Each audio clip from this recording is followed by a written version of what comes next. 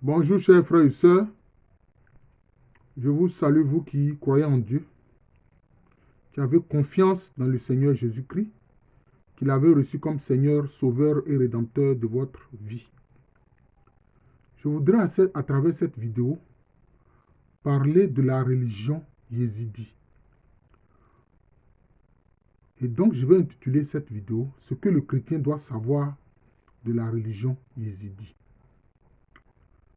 Quelques-uns ont entendu parler des yézidis au moment où Daesh ou l'État islamique sévissait en Irak et en Syrie. Et les yézidis ont été massacrés par Daesh, qui les accusait d'être des adorateurs du diable. Alors il faut connaître cette religion-là, la religion des yézidis. Qu'est-ce que c'est? Et cette religion aussi est appelée l'ordre de l'ange Pan. L'ange Pan, le Pan, c'est un oiseau qui déploie quelquefois ses plumes comme ça, avec beaucoup de couleurs. C'est ça le Pan. Alors, on appelle Pan, mais bon, en français, ça s'écrit Paon, c'est-à-dire P-A-O-N. Voilà, c'est ça. Alors, quelquefois, l'un des rites de ces yézidis, il y a des femmes et des hommes qui tournoient autour d'une statue de Pan, de l'oiseau Pan. Et quand ils font cela, ils entrent en transe. Alors, en général, ces yézidis ou les dévots de l'ange Pan se réunissent tous les 15 jours pour accomplir leur rite devant l'effigie de cet oiseau-là. Voilà. Alors, souvent on les a accusés d'être des adorateurs du diable, comme l'ont fait notamment les combattants de l'État islamique Daesh. Mais en fait, ça, c'est une accusation, c'est ce que les gens disent de ceux-là. Alors, il y a beaucoup de yézidis, notamment qui sont au Kurdistan. Alors, vous savez que les Kurdes sont à cheval sur 4 républiques. C'est un peuple. Majoritairement, les Kurdes sont musulmans. On les trouve en Irak, on les trouve en Syrie, on les trouve en Iran, et puis on les trouve aussi en Turquie. Et le serpent et le pan sont des symboles du pouvoir chez les yézidis, ou les dévots de l'ange pan, c'est la même chose. Alors, ils ont, disons, un groupe, ils forment un cercle, souvent qui est composé de 16 personnes, qu'ils appellent Alka.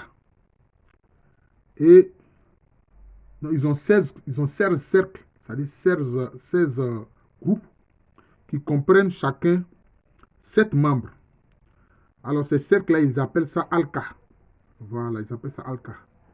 Alors, leur croyance se résume à l'existence de 2 puissances qui peuvent venir en aide aux êtres humains dans la vie quotidienne. C'est ce qu'ils disent. L'accroissement et la construction dans la vie de l'être humain peuvent se faire grâce à ces 2 forces dont ils parlent. Alors, ces 2 forces sont connues sous des mots codés, notamment de pan et de serpent. Le pan et le serpent. Et donc, leurs noms doivent être prononcés que par des initiés. Ces pseudonymes ont été choisis en fonction de l'identité des membres. Voilà. Et puis aussi, ils utilisent la numérologie. Ils utilisent la numérologie pour prononcer les noms du pan et du serpent. Voilà, c'est ce qu'ils font. Et donc,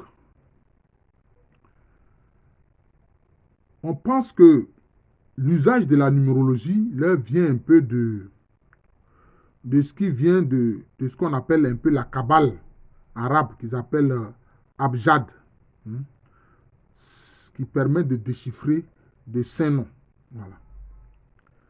Alors, comme le soufisme, avec lequel sans doute les yézidis ont eu, je peux dire, des accointances, hein, la religion du Pan ou la religion yézidi professe que la participation au rite crée d'une manière ou d'une autre des liens avec les fidèles et les aide à réaliser leurs ambitions.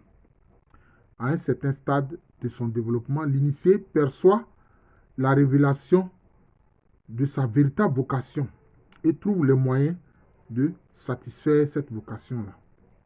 Ainsi, l'organisation ne propose pas uniquement la paix de l'âme par une activité spirituelle, elle prétend également apporter le succès matériel dans le monde profane. Bien qu'il n'était rien de missionnaire, les adeptes essaient d'attirer de nouveaux membres. Ils croient en effet que les choses de ce monde peuvent être améliorées par la coopération aussi bien que par la magie. Par la magie, c'est ce qu'ils pensent. Voilà. Si 3 membres du culte se réunissent et décident de progresser dans le monde, ils peuvent se découvrir un appel pour ouvrir par exemple une boutique. S'ils sont sûrs de réussir et s'ils donnent au pouvoir du pan un environnement, la boutique, où s'exercer, hein, cela ne peut pas échouer. Ça, c'est ce qu'ils pensent. Hein, cela ne peut pas échouer. Voilà. Les adeptes du pan, que les gens, à tort ou à raison, qualifient d'adorateurs du diable, hein, sont confrontés notamment à l'intolérance des musulmans, hein, qui les qualifient d'infidèles, d'adorateurs du diable. Or, ils n'ont pas le droit de prononcer le mot de Satan. Ils évitent de prononcer le mot Satan, qui en arabe se dit shaitan. C'est même rayé de leurs livres. Ils doivent en effet ne penser qu'au bien et écarter de leur esprit toute idée du mal. Voilà, c'est ce qu'ils professent. Voilà, c'est ce qu'ils professent. La formation se poursuit par une série d'exercices spécifiques, physiques et mentaux, savamment gradués jusqu'à ce que, disons, celui qui veut accéder ou adhérer à la religion des Yézidis ou de l'ange Pan, hein, parviennent à ressentir la volonté des émotions diverses, joie, peur, optimisme, sentiment de puissance. Il doit se répéter certains mots avant de s'endormir et consigner soigneusement par écrit tous ses rêves, car ce sont des présages que le maître ou le guide interprète selon des règles établies. Alors, ils n'ont pas une théologie très approfondie, hein, ces yézidis-là, comme il est dit. Voilà. Alors, ils ont des signes de reconnaissance entre eux, avec la main droite, doigt écarté, hein, comme pour représenter la queue du pain. Voilà, pour représenter la queue du pain. Voilà. Le contre-signe est peut-être de se passer la main gauche sur le menton. Ce dernier signe a été utilisé pendant des siècles pour les fraternités mystiques au Moyen-Orient. Donc, quelquefois, il y a certains signes de fraternité au Moyen-Orient ou de sectes mystiques qu'ils utilisent. Parce que, bon, comme souvent, ils ont fait l'objet de persécutions, donc ils sont très discrets.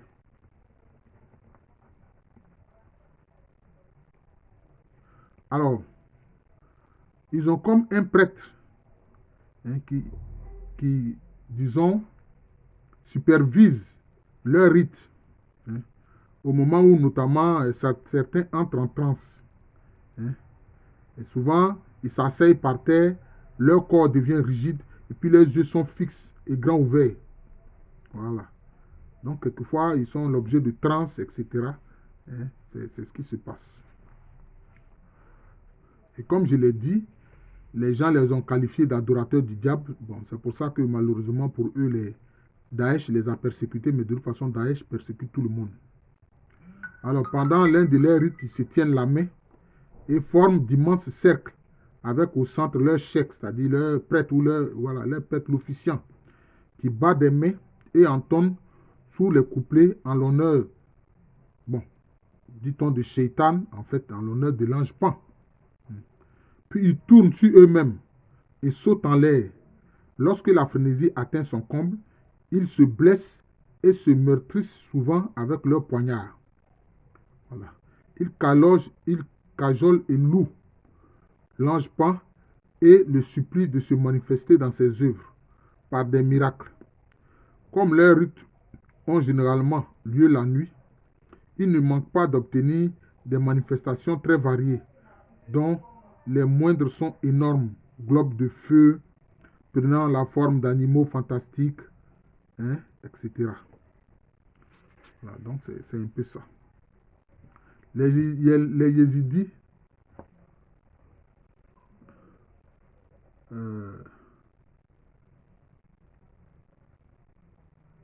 font usage notamment de musique, usage de musique. Et bon, là aussi, par leur rite, on les accuse de faire appel à des puissances du mal, alors qu'eux-mêmes, ils s'interdisent même de prononcer le nom Satan. Mais qui est à l'origine du yézidisme? Alors, on estime que c'est un mystique soufi. Bon, vous savez, les soufis, ce sont les mystiques de la religion musulmane. Et notamment, il y avait un cheikh qu'on appelle Hadi, qui était un mystique soufi, notamment au XIe siècle.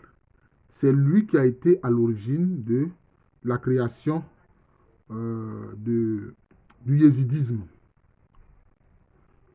Donc, les yézidis vénèrent justement le cheikh Hadi, on appelle Hadi ben Moussafi, comme, disons, le fondateur de leur religion, et il est considéré comme un grand saint. Il est considéré comme un grand saint. Voilà. Et donc, c'est lui qui serait à l'origine du yézidisme, appelé aussi la religion de l'ange Pan. Alors, l'organisation externe des yézidis est comparable à celle notamment des derviches tourneurs soufis. Peut-être qu'un jour, je vais faire une vidéo sur les derviches tourneurs, ce que les chrétiens doivent savoir des derviches tourneurs. Voilà. Bon, les derviches tourneurs, on les trouve surtout en Iran. Surtout en Iran. Alors, donc, ils ont une certaine hiérarchie en leur sein. Les profanes sont appelés des mourides, c'est-à-dire donc des disciples. Voilà. D'ailleurs, il y a une religion, une branche de l'islam soufi au Sénégal qu'on appelle le mouridisme. Voilà. Les mourides, ce sont les profanes, ce sont des disciples. Voilà. Donc, c'est eux qui progressivement sont initiés. Alors, les membres du clergé sont appelés Kahanas, c'est-à-dire chefs mystiques. On les appelle aussi Rouan. Ça désigne ceux qui peuvent entrer justement dans une transe profonde. Alors, là, au sein de la hiérarchie des différents Rouan, suit celle bon, ça suit un peu le modèle soufi. Voilà, ça suit un peu le modèle soufi. Voilà.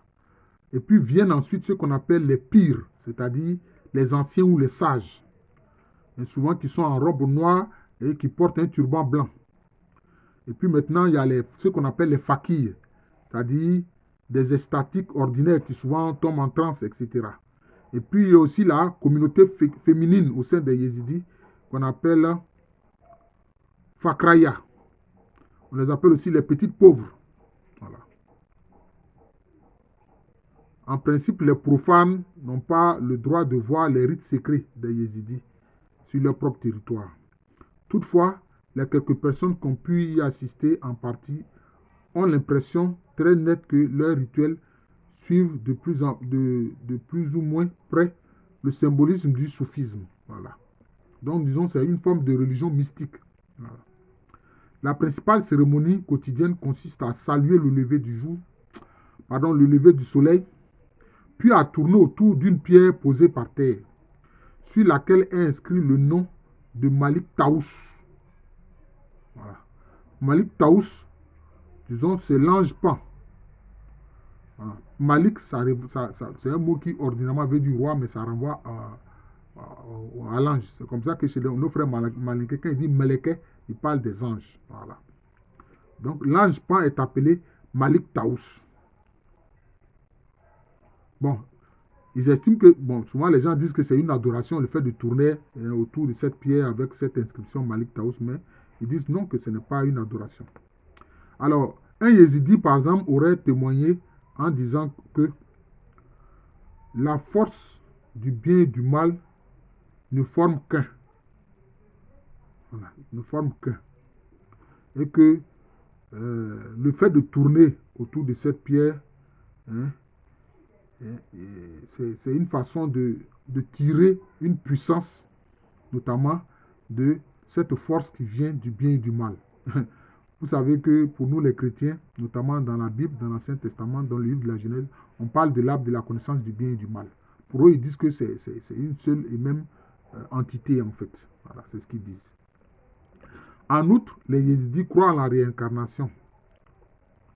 Bon. Pour eux, par exemple, renaître sous les traits d'un animal est le signe d'une mauvaise vie antérieure. Et que les bons se réincarnent sous la forme d'êtres humains. Alors, ils reçoivent des messages de l'au-delà. Alors, l'ange Pan leur parle de leur vie antérieure et leur explique comment leur expérience passée peuvent les aider dans leur incarnation actuelle. Une légende prétend que de nombreux Yézidis se réincarnent en Europe. Ça, c'est une légende qu'ils disent, mais ça, c'est une autre affaire. C'est une autre affaire. Voilà. Alors, quand ils font leur rite, ils chantent. Et par exemple, le mot Malik Taous est d'abord psalmodié très lentement. Puis les 4 syllabes sont répétées de plus en plus vite. Et lorsque ces litanies ont été reprises une centaine de fois, les danseurs allument 17 petites lampes à huile qu'ils disposent en un cercle à l'intérieur duquel s'assemblent les fidèles. Avant de commencer, ils se sont tous mis dans un état de pureté rituelle en revêtant un seul vêtement propre. Les hommes et les femmes ne se mêlent pas pour cette expérience. Alors, ils ont un emblème. J'espère que vous pourrez le voir. C'est l'emblème Yézidi. Voilà l'emblème Yézidi. Ouh là là, c'est inversé là. Voilà l'emblème Yézidi. Voilà comment se présente l'emblème Yézidi. Bon, de toutes les façons. Que ce soit le sens dans lequel je le mets, c'est inversé. Voilà. C'est l'emblème Yézidi que vous voyez là. Alors, les danseurs commencent alors à tourner sur eux-mêmes en se déplaçant lentement autour du cercle dans le sens contraire des aiguilles d'une montre. Ils ne disent rien, mais agitent les bras et se frottent les paumes des mains l'un contre l'autre. À mesure que s'accélère l'allure, les répétitions se font de plus en plus fortes. Et puis, bientôt, les simples mourides commencent à trembler ou à rester comme paralysés. Dans ce dernier cas, ils sont toujours assis face à l'emblème du Pan. Alors, l'idée soufie de la baraka, c'est-à-dire transmission de pouvoir magique, traduit littéralement par grâce, se retrouve aussi chez les Yézidis. Une personne qui est censée détenir ce pouvoir est appelée pour imposer les mains à la manière des premiers sur les yeux, poser les mains sur les yeux du mouride, donc disons du profane qui n'est pas encore totalement initié. Alors, cette pratique est appelée la descente de la grâce. Le foyer de cette religion est l'ancien monastère chrétien de l'Alèche, où le cheikh Hadi passa ses dernières années au milieu de ses disciples, opérant avec ferveur des miracles. Voilà, donc vous voyez, il y a un ancien temple chrétien, voilà, c'est-à-dire les chrétiens d'Orient. Et donc, c'est là que le cheikh Hadi, qui est à l'origine de la religion yézidi, c'est là qu'il a terminé sa vie. Et donc, ce lieu-là, comme pour eux, un lieu sacré. Voilà. Donc, ce mausolée est leur grand lieu de pèlerinage. C'est également là que se trouve le serpent noir et brillant, symbole de la régénération et de la réincarnation, sculpté sur le portail de l'enceinte sacrée. Chaque matin, le serpent est noirci à la suite des lampes à huile d'olive qui brûlent perpétuellement. Donc, ils entretiennent un feu perpétuel, hein, comme ce que font les Zoroastriens. Peut-être qu'un jour aussi, je ferai une vidéo sur ce que le chrétien doit savoir des Zoroastriens. Voilà. Le symbolisme de ce rite est le suivant. La suie est produite par l'huile qui ne meurt pas. De même, rien ne meurt réellement. Il n'y a pas de disparition, mais transformation. Voilà. Alors, donc, ils pensent qu'ainsi, ils se purifient, qu'ils rejettent leurs péchés. Ainsi, le mal, ils le rejettent de cette façon-là. Voilà. Ainsi, ils rejettent aussi l'esprit du mauvais, hein, en affirmant avec résolution de n'avoir jamais de mauvaises pensées. Voilà. Voilà. Et puis aussi, ils estiment comme avoir des parents célestes, hein, des parents spirituels. Chaque fidèle a un frère ou une sœur, hein, qui est membre des familles de la classe sacerdotale. La classe sacerdotale, c'est en général ceux qui descendent justement du Cheikh Hadi. Et les descendants du Cheikh Hadi sont, disons, un parent spirituel pour chaque membre de la communauté yézidi. C'est ce qu'il faut savoir. Voilà. Et puis, souvent, leurs prêtres, etc., ils portent, au moment de l'initiation et même les nouveaux adeptes, ils portent un manteau en laine. Voilà, un manteau en laine, voilà, dont ils se couvrent. Voilà. Une ceinture tissée en laine rouge vif est portée autour de la taille, hein, autour du manteau, le manteau qu'ils appellent kirka. Voilà, kirka. Cette initiation suit un jeûne de 40 jours et un bain rituel qui élimine symboliquement tous les anciens péchés du futur fakir, c'est-à-dire du futur initié qui souvent entre en transe. Voilà. Voilà. Alors, on estime qu'autour du XIIIe siècle, notamment le yézidisme va connaître un certain développement, un certain engouement. Et des gens vont adhérer à cette religion-là. Alors, ils ont certains signes de reconnaissance. Hein. Il y a le grade de disciple, le grade d'estactique, le grade de prêtre et puis le grade de cheikh. Donc, ça veut dire qu'ils ont 4 niveaux. Voilà. Quand on commence, on est disciple, c'est-à-dire mouride. Ensuite, on a le droit d'estactique où on entre en transe, où on a des extases. Et puis maintenant, ensuite, il y a le grade de prêtre. Voilà. Et puis enfin, maintenant, le grade de cheikh, c'est-à-dire vraiment de guide de la communauté. Je vous remercie. Donc, je suis le frère Jean de l'amour de Jésus. Je présentais cette vidéo-là pour vous parler de la religion des Yézidis ou la religion de l'ange Pan. Voilà. Comme je l'ai dit, on a entendu parler des Yézidis lorsque Daesh sévissait en Irak et en Syrie. Ils ont tué malheureusement de nombreux Yézidis. Ils ont pris leurs femmes en otage ainsi que leurs enfants. Ils ont violé les femmes yézidis et ils ont massacré les hommes yézidis. Voilà. Donc, je suis le frère Jean de l'amour de Jésus. C'est mon nom spirituel et à l'état civil, je suis le professeur Alouk Améréné. Partagez ces vidéos-là, partagez-les. Voilà. Pour que le chrétien ait une connaissance sur les autres pratiques religieuses des humains. Pour qu'il voit la profondeur, la hauteur, hein, la richesse de la foi en Jésus-Christ. Voilà. La richesse de la foi en Jésus-Christ.